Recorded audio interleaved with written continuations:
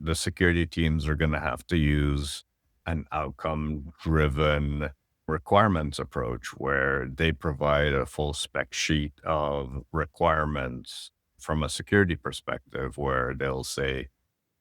from security, we'll require that the code be encrypted at rest, encrypted during transit, that the application requires MFA, that there's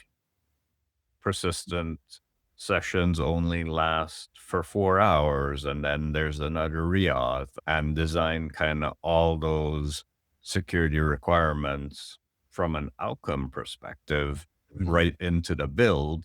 of those applications. And you just have to change the approach to evolve with the times. Yeah, absolutely, absolutely. And maybe that's kind of the way the engineering teams could self-serve like the secure design patterns